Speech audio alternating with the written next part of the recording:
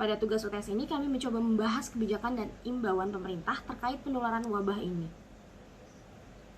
Temuan kajian yang menunjukkan inkonsistensi kebijakan pemerintah ditenggarai dipicu oleh motivasi, keyakinan, dan sikap dissonance, yaitu kekhawatiran akan terjadinya krisis ekonomi sebagai reaksi epidemik yang bersumber dari nilai-nilai khusus dan nilai-nilai umum yang tertutup. Isu permasalahan yang terjadi, peranan sebagai pejabat humas pemerintah seharusnya menjalankan fungsinya dengan baik dan terkendali, agar masyarakat dapat mendapatkan informasi yang jelas dari hanya satu sumber berita pemerintah yang valid. Dari sinilah awal mula bencana edukasi tentang COVID ini semakin tidak terkendali. Tidak adanya pusat informasi dan pusat pengendalian pandemi agar awal masuk virus pada Maret 2020 berdampak pada ketidakpastian kita dalam mengatasi masalah pandemi ini.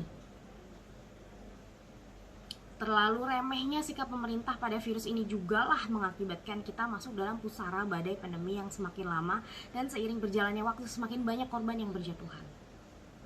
Ini merupakan kerugian yang sangat amat besar bagi kita semua karena semua sektor perekonomian lumpuh total.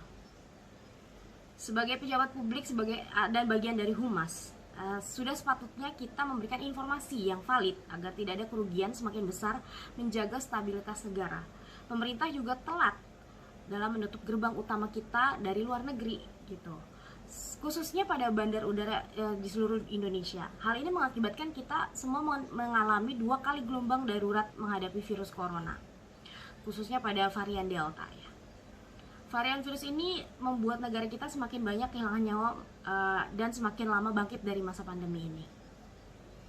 Banyaknya campur tangan dari birokrasi pemerintah pusat dan daerah makin membuat kita tidak tahu harus berbuat apa. Pusat Komando Penanggulangan Pandemi juga sangat telat didirikan, sehingga membuat kita tidak punya harapan untuk mengatasi dan bangkit dari pandemi COVID-19 ini. Informasi penanggulangan mengatasi virus ini juga sangat berantakan, yang membuat masyarakat tidak percaya apapun yang yang beredar di khalayak ramai. Masyarakat kita bergotong royong mencari informasi yang tepat untuk mengatasi virus ini demi menyelamatkan nyawa pribadi dan keluarga tentunya. Vaskes dan SDM nakes yang dimiliki oleh kita sangat jauh dari kata sempurna.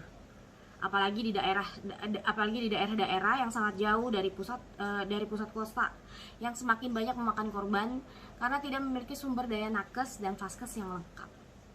Selain itu, tindak hukum yang harusnya berlaku sebagai penentu untuk mengendalikan masyarakat dalam proses pengendalian yang mencegah penyebaran virus ini belum dilakukan secara maksimal dan tidak tegas, meskipun 2 produk lockdown yang perlu berulang dilakukan oleh pemerintah, yaitu PSBB dan PPKM, yang berlaku dapat mengurangi atau memutus rantai penyebaran. Sulit dijalankan oleh pemerintah ini, sangat sulit.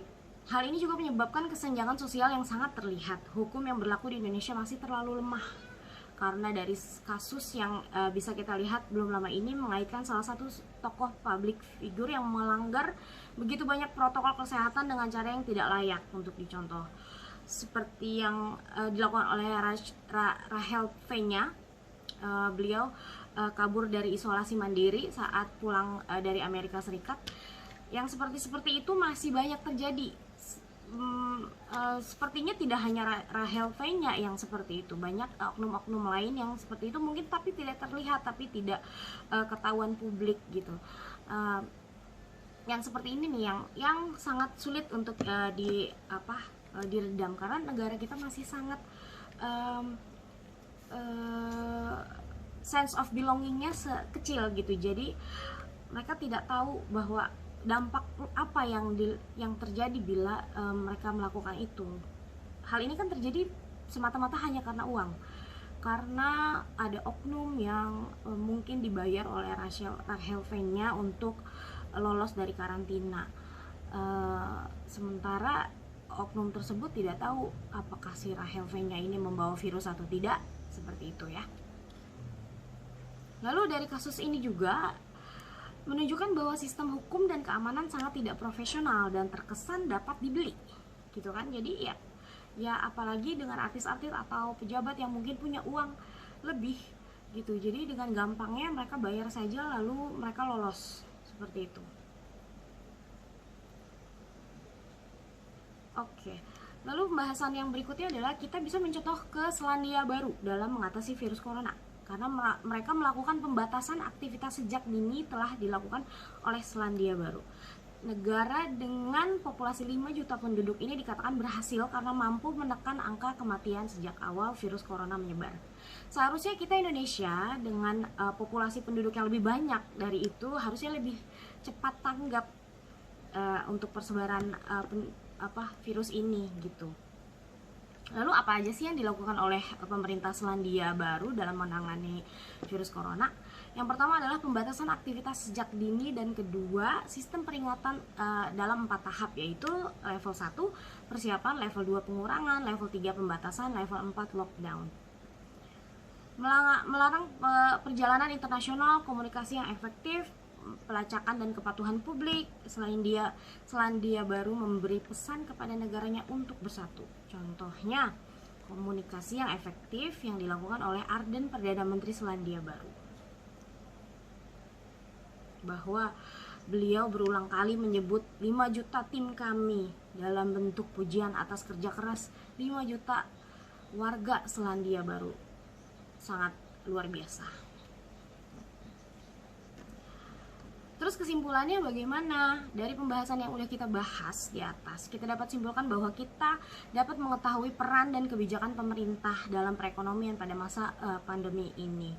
Tadi di awal kita sudah bahas mengenai 3 peran pemerintah untuk mengurangi kasus COVID-19, yaitu 1, peran alokasi. Pemerintah mengalokasikan dan mengutamakan vaskes, salah satunya seperti antigen, PCR, dan vaksin, ke daerah-daerah yang sudah memasuki zona merah dan darurat untuk memasuki level 4. Yang kedua, peran distribusi. Pemerintah juga mendistribusikan peralatan kesehatan dan fokus pemulihan pada zona-zona merah, khususnya di Pulau Jawa, karena Pulau Jawa adalah pusat pemerintahan dan perekonomian. Yang ketiga, peran stabilisasi. Setelah pemerintah melakukan alokasi dan distribusi secara merata, hasilnya kita bisa lihat bahwa pemulihan zona merah di daerah dapat berkurang secara signifikan, sehingga kehidupan sosial dan perekonomian dapat diperbaiki secara perlahan. Yang mana peran dan kebijakan pemerintah untuk mengatasi perekonomian ini menghadapi berbagai tantangan, baik dari sisi regulasi maupun implementasi di lapangan. Banyak tantangannya sih, bermacam-macam. Tapi sejauh ini pemerintah Indonesia sudah cukup berusaha try to catch up dengan negara-negara lain, walaupun memang jauh dari kata sempurna. Tapi kita sebagai warga negara Indonesia yang juga sedang mengalami masa corona ini, sebaiknya kita mendukung program-program pemerintah dan selalu taat pada himbauan-himbauan pemerintah. Oke, sekian dari saya. Terima kasih.